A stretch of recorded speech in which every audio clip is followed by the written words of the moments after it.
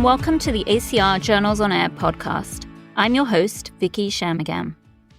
Pain is a common issue for people living with systemic autoimmune and rheumatic diseases, or SARDs. This is in part due to the diseases causing inflammation in joints and tissues, but also due to coexisting dysregulation of central pain processing associated with many of these diseases.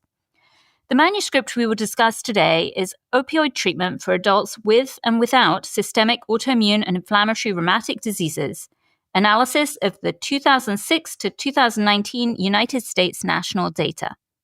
It was published in Arthritis Care and Research, and a link to the manuscript and disclosures are in our show notes from today.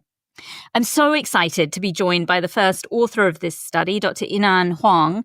Dr. Huang is an assistant professor of pharmacy administration and research assistant professor in the Research Institute of Pharmaceutical Sciences at the University of Mississippi School of Pharmacy.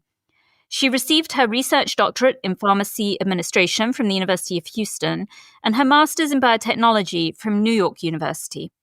Her research focuses on generating high-quality evidence for comparative safety and effectiveness of drug treatments in the rheumatology field, and she uses large observational study designs as well as systematic reviews to answer clinically important research questions that analyze impact of drug effects on health outcomes. She also has a special interest in machine learning for predictive modeling in health services research. Welcome to the show, Yinan. Good morning, Vicky. I'm so honored to be present on your show. Well, it's a pleasure to have you. I'm actually excited to have you as the first person with pharmacy background on the show. And I wanted to start with the background to this study. We know that rheumatologists see many, many patients with pain, and the people living with autoimmune and rheumatic diseases often also have dysregulated pain processing. Why was it so important to do this study looking at opioid use in our patients? Hi, Vicky. This is a great question. There are 2 points I want to highlight, or the 2 points that motivates us to do this study. Firstly, according to the CDC Clinical Practice Guideline for prescribing opioids for pain, we know that while opioids has established a role in treating cancer and acute pain, there is a very limited evidence concerning the effectiveness of opioids for the chronic no-cancer pain, such as those experienced by the patients with systematic autoimmune rheumatic disease, we call it SARS.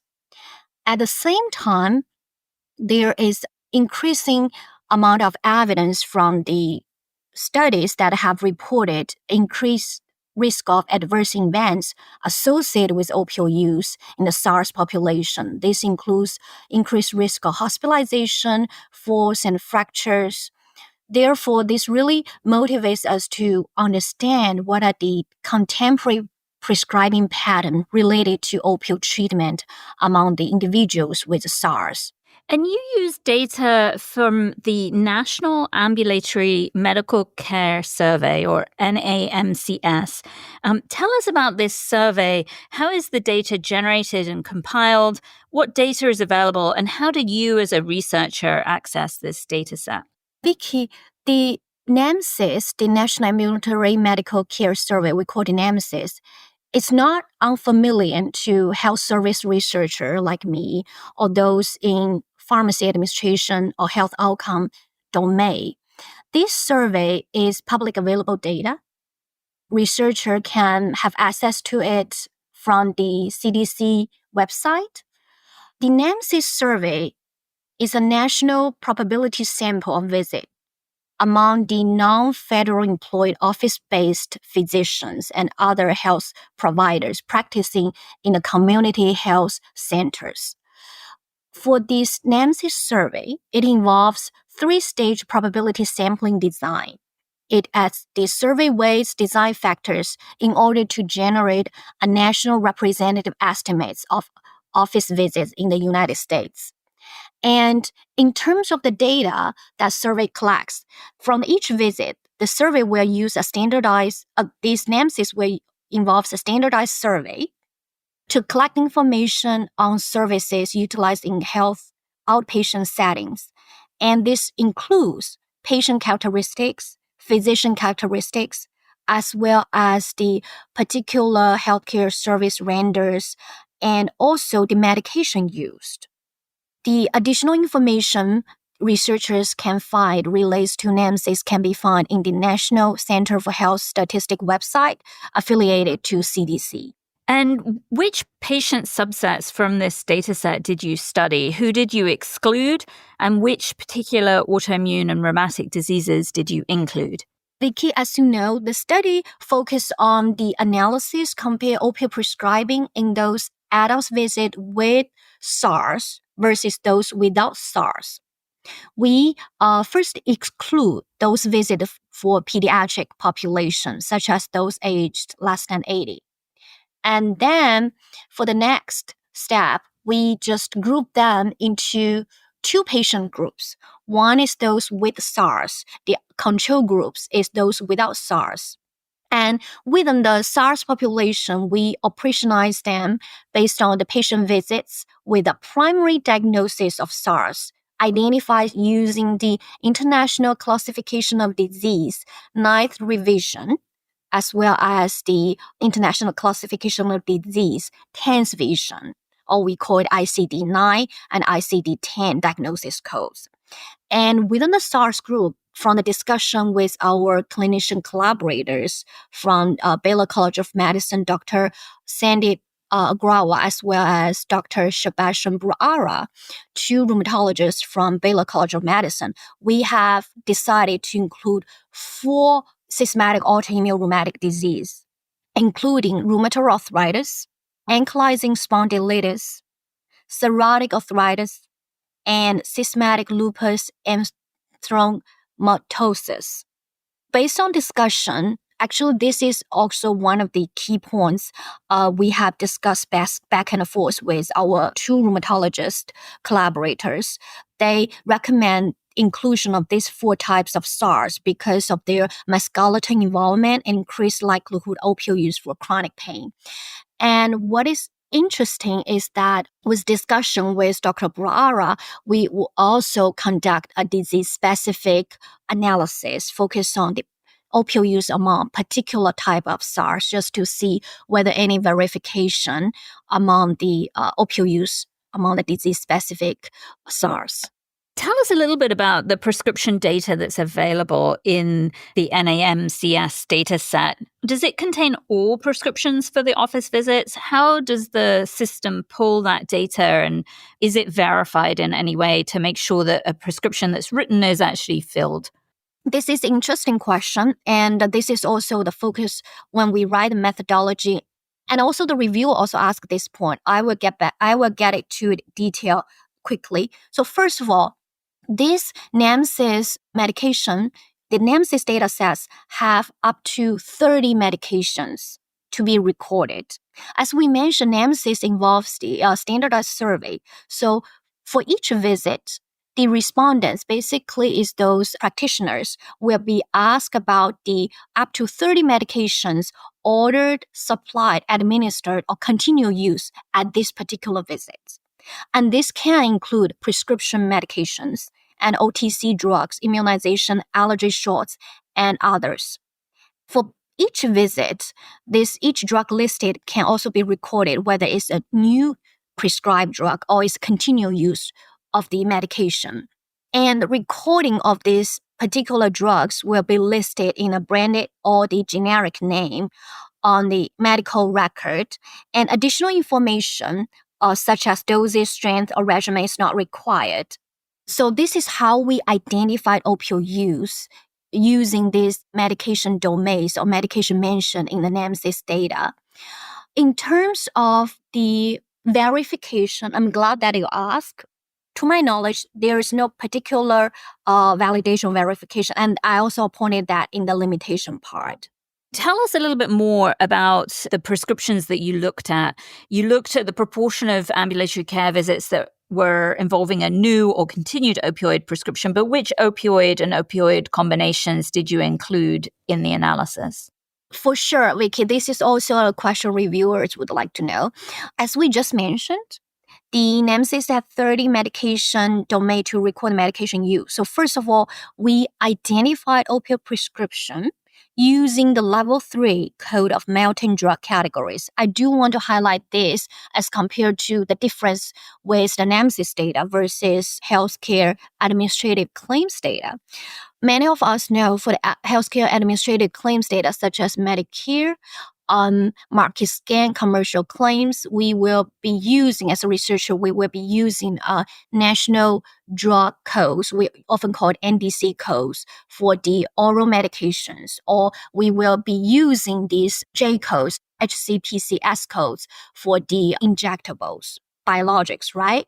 But here for NAMSIS, they have their specific coding system, that is the melting drug classification category codes. With that, we use level 3 codes to specify the narcotics as a 0660 or the narcotics analgesic combinations as the 191. Some of you, like you, Vicky, you are interested in the specific opioid prescriptions will be involved.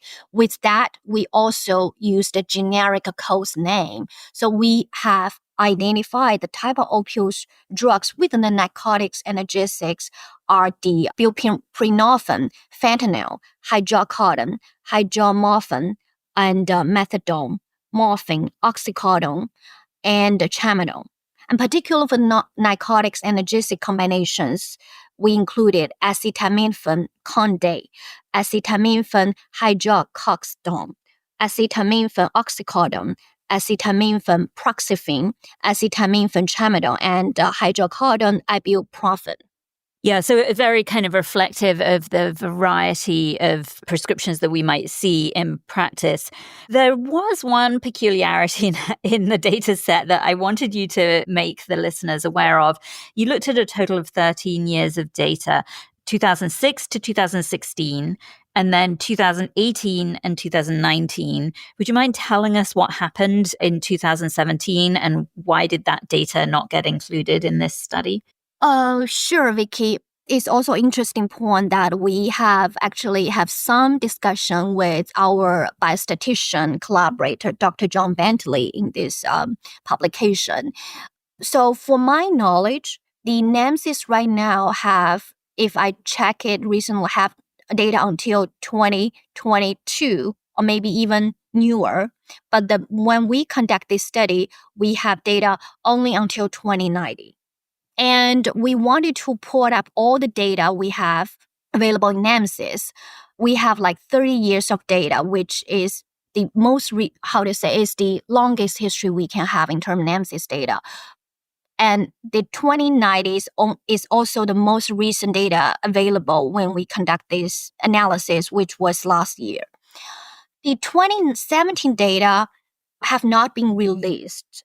And we have also chatted with NAMSIS as well, actually, because of methodology consideration, and it's not released.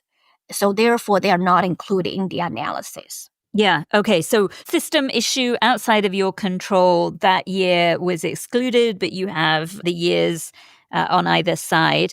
I wondered whether you could walk us through the results now. How many visits per year did you analyze in the people with and without systemic autoimmune disease? Can you walk us through table 1? What were the differences in baseline characteristics between the two populations? Sure, Vicky. So from NAMSIS data, we identified about 5.2 million visits made on average in each year by SARS adult patients. And on the other hand, we identified about 780.40 million visits made by non-SARS adults on each year. I want to mention that and this is also something we discussed a lot with the biostatistician and also the another epidemiologist, Dr. Sujit Ramchandra, and the biostatistician collaborator, Dr. John Bentley. We wanted to report this visit on an annual visit level so that people can apply it to the U.S. national representative on an annual visit level. So this is all the data we put up, a little bit about analysis, all the data we put up across the 30 years. We have many, many visits data based on SARS versus non-SARS. And then we convert it to an annual visit level. So this gave us about 5.2 million an annual visit made by SARS versus compared to 780.40 million visits made by non-SARS adults annually. And regarding your second question, Vicky, there are differences in the baseline characteristics between the SARS group versus the non-SARS group. Specifically speaking, as compared to the non-SARS group, the adult patients made by the SARS group were older and more likely to be female, which is not surprising, and are more likely to have Medicare coverage as compared to the other insurance type, and also more likely to be treated by the medical specialty care visits. And in addition, those patients with SARS visits had more comorbidities. Yeah, tell us about the comorbidities, because you looked at a scoring system called the Elixhauser Comorbidity Index. Can you tell us a bit more about that score and how did you kind of analyze that data? The Elixhauser Comorbidity Index score is very familiar to the pharmaceutical health outcome researcher or the pharmacoepidemiologist like me. The Elixhauser score captured the burden of up to 39 comorbidities, such as cancer, diabetes, depression, or just name a few. It is calculated for each eligible visit and is a weighted comorbidity index, meaning that some particular disease have higher weights as compared to the others. This gives us this Elixhauser score actually generates a continuous variable representing the comorbidity burden. In this present analysis, we use this Elixhauser comorbidity index as another way, as a binary variable. So we define them is having Elixhauser comorbidities more than 2 versus having Elixhauser comorbidities as a 0 or 1. As you have seen the results, there is a difference in terms of the Elixhauser comorbidities between SARS versus non-SARS. In particular, around 80% of SARS has had 2 or more comorbidities, but only 12% of non-SARS had 2 or more comorbidities. Or in other words, we can see that SARS population had a higher disease comorbidity burden as compared to non-SARS population based on the calculation of Elixhauser comorbidity index measure. Yeah. And when you looked at the opioid prescription data, you found quite a striking difference in the prescriptions.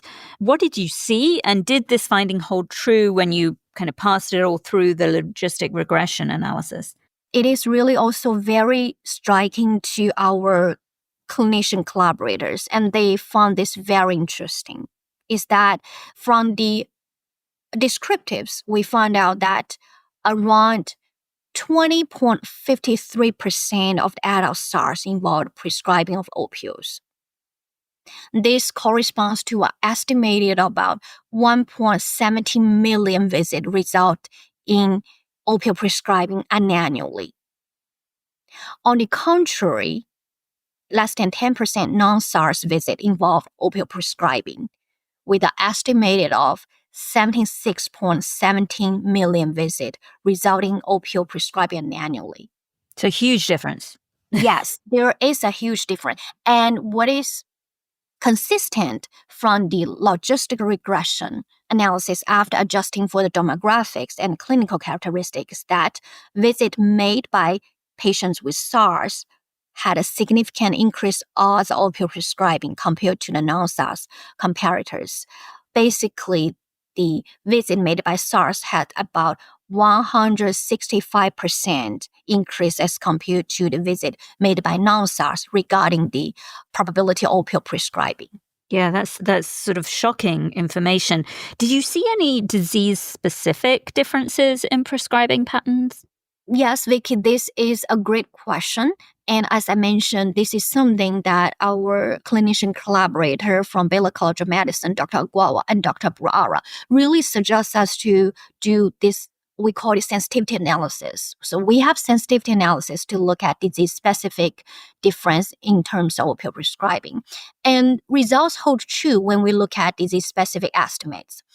There are 2 points I want to highlight. Firstly, based on the disease-specific estimates of all the visits made by AS patients, ankylosing spondylitis, 36 resulting opioids. And followed by that is opioid prescribing in RA, SLE, lupus patient, and psoriatic arthritis patient equals around 22%, 26%, 11%.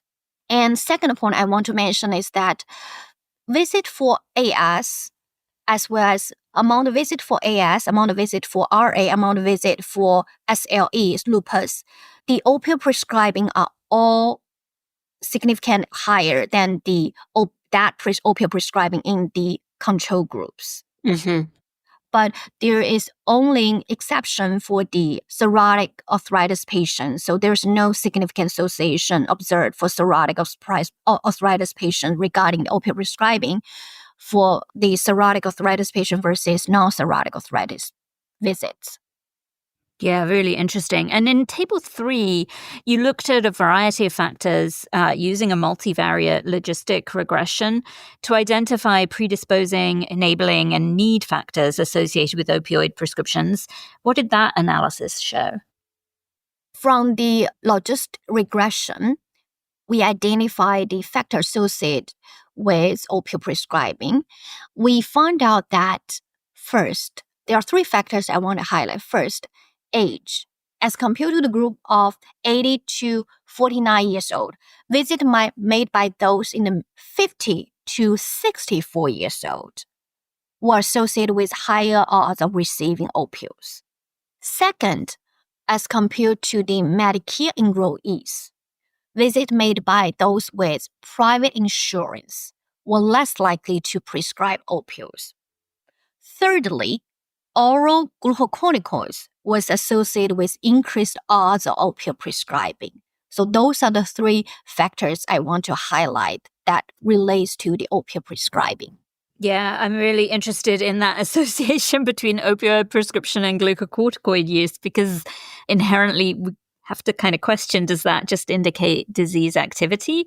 I think, if I'm correct, there's no disease activity scores or biomarker data in this data set, correct? So you can't really delve into that question? Yes, Vicky, that's interesting observation. We also suspect that the association between opioid prescribing glucocorticoids may indicate disease activity. As we know, glucocorticoids is a bridging therapy, and the high prevalence of the glucocorticoid use may indicate increased disease activities for that visit. It can be kind of surrogate marker for disease activity, but as you mentioned, you are correct. The NAMSIS data does not have disease activity score, so we cannot really say that. Yeah, merits further research being needed, I guess.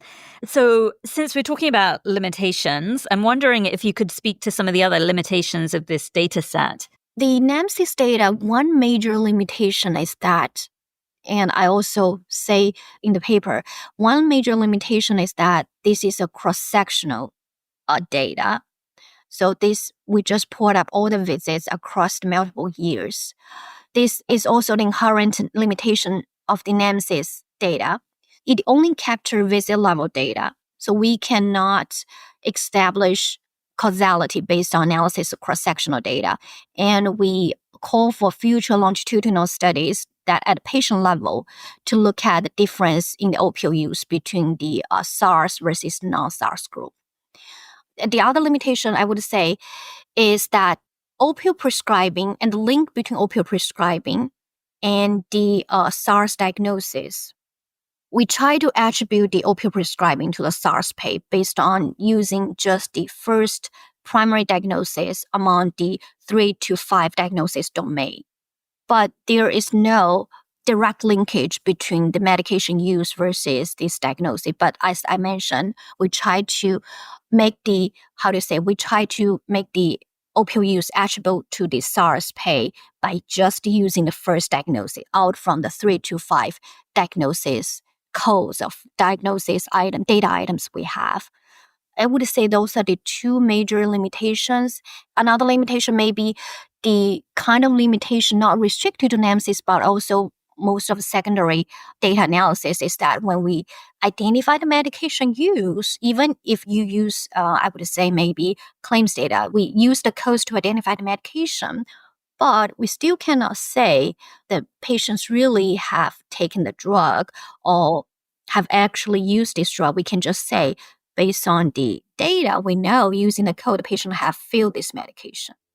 Yeah. Yeah. And you don't know, did they take it to bridge again a period of acute disease activity, or whether this is a long-term chronic prescription, I guess, right? Yeah. Yeah. And so tell us, where do you want to take this work next? Where are you going as you kind of delve deeper into this issue? Given we found out the SARS had more opioid use, this really can motivate us to continue to examine what are the long-term clinical consequence of using opioids among the patients with systematic autoimmune rheumatic disease patients. Because some of the prior literature already found out there are some adverse events associated with especially the long-term opioid use in the SARS group. So this really motivates us to do maybe a comparative effectiveness analysis to look at the benefits or even the safety events between opioid versus non-opioid alternatives in the patients with SARS, particularly those who are elderly patients. This is actually one of my idea to be focused maybe in the next 6 months or 1 year or in the future. Another area is to continue to monitor the opioid use in SARS with a focus on a wide range of opioid quality measures, such as long-term opioid use. For that, we will be using the claims data where we can identify the longitudinal nature of their opioid use. Yeah, really, really important work. I also wondered if we could take a little bit of time during this podcast to switch prescription and talk a little bit about your career. You are, as I mentioned, the first pharmacoepidemiologist we've had on this podcast. I wanted to hear a bit about your journey. You completed your undergraduate degree in China and then moved to New York City to complete your MS in biotechnology. What made you decide to make that move? How challenging was it to move internationally? And do you have any tips for other international students who might want to move to the Big Apple or somewhere else in the world? Thanks, Vicky. I am, like I said, I'm very, very honored and very grateful for the opportunity at the ACR. For talking about my journey, I would say that I'm very fortunate to have influenced by my father.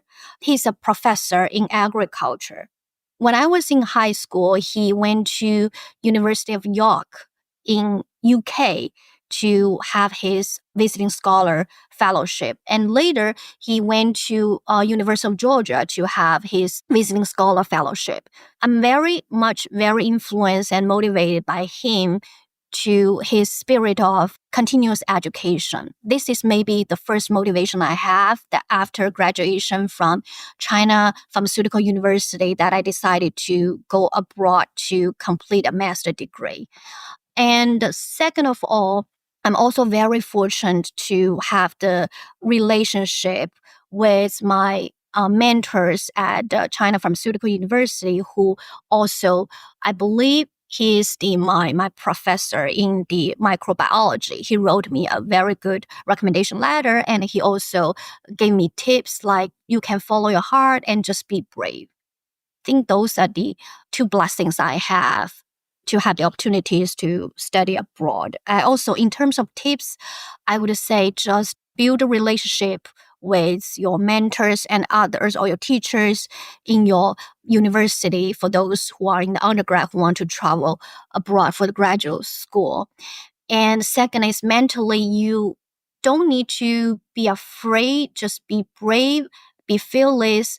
You will meet a lot of like-minded people or peers when you travel abroad for higher education. Yeah, no, I mean, I think it's a really good experience, and it sounds like you've really taken great advantage of it.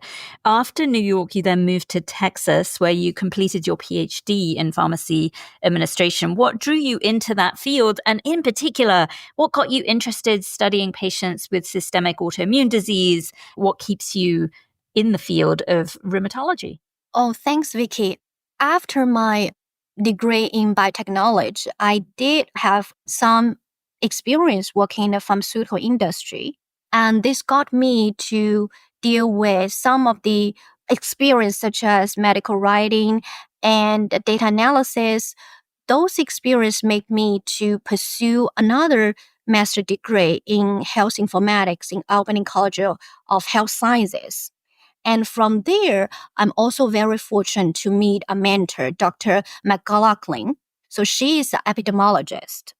So she guided me in terms of the data analysis, data analytical skill sets, such as some programming skill sets. And this brought me to further pursue my PhD doctoral degree in health outcome. I would say it's called Pharmaceutical Health Outcome Policy Analysis in University of Houston College of Pharmacy. At the University of Houston, I would say I'm really, really fortunate to be able to work with my doctoral advisor, Dr. Apraso, who is the founding chair and professor of health outcome at the University of Houston College of Medicine. He really guided me into this pharmacoepidemiology and real-world data analysis.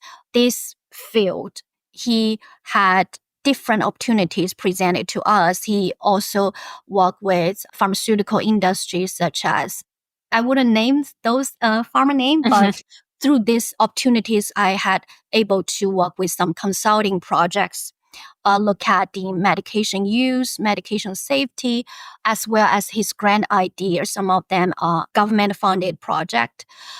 So all those experience helped me to lay foundation for my dissertation idea. So when I was about to propose my dissertation idea, I was also at a position that I had several ongoing, almost finished project related to rheumatoid arthritis, actually, in particular. And then I reached out, some opportunities I get connected to the clinician collaborator, well-renowned rheumatologist at Baylor College of Medicine, who is also my longtime mentor right now, Dr. Sandeep Agwawa. He is really supportive. He's willing to support me in the dissertation as a dissertation committee. So I continue to work with him. He guides me into the systematic autorheumatic disease. So that's how my journey to the rheumatology. Oh, well, that's wonderful to hear. We hope you stay in this field. You're now an early career faculty member at the University of Mississippi in Oxford, Mississippi. Tell us about the transition into a faculty role. And do you have any advice for people coming to the end of their PhD looking for their first faculty position? I would say the transition to faculty role is really exciting. When I was a student, I just focused on research. But when I right now become a faculty, I have to think more broadly. I'm not only think about my own research, but I also have to shift focus to think about how to mentor students, how to teach a good class, and how to fulfill my service responsibilities. It's more dynamic. It also exposed me to different roles, different responsibilities, which I'm also learning. And I also have a mentor here, faculty mentor here, Dr. Yang, the department chair, who is helping me to grow as a faculty member. In terms of the tips for those who are looking for their faculty position, I would say that network is very important. So build your relationship with established faculty in your field, and also attend some conference to know people in your field. And second, to try to have some research plan along some research portfolio. And lastly, definitely is to be persistent. The job market can be competitive, but do not be discouraged. Just be persistent you will get what you want. Yeah, that's great advice. I'm also excited to hear about some of your work in machine learning and artificial intelligence. I wondered if you could share with our listeners what you're working on in that space. I just finished one of my internal grant funded by University of Mississippi Institute of Data Science. This is about the application of machine learning use for detecting medication safety in rheumatoid arthritis patients. For this grant, I'm working with the biostatistician collaborator, Dr. Bentley, as well as Dr. Young, the department chair on that. Another future idea based on that is to continue to apply the machine learning to improve healthcare quality by understanding the use of machine learning to predict the treatment non-response and treatment discontinuation, treatment adherence in the SARS population. Yeah, all really, really important questions to clinicians. So I'm very fascinated to see where you take that. Yinan, I really, really want to thank you so much for joining us today. Your work is quite interesting, and I'm really looking forward to seeing what you publish next. Thank you so much, Vicky. I really, really appreciate the opportunities, and I look forward to the future shows, other shows by you. My thanks also today go to all pharmacoepidemiologists who help us optimize management for people living with systemic autoimmune and rheumatic diseases. We couldn't do it without you, and we're very grateful. Thank you all for listening to this podcast. ACR Journals on Air is a production of the American College of Rheumatology. Please follow @ACRheum on social media. Email us at podcast@rheumatology.org and rate and subscribe to the podcast at acrjournalsonair.org or wherever you get your podcasts.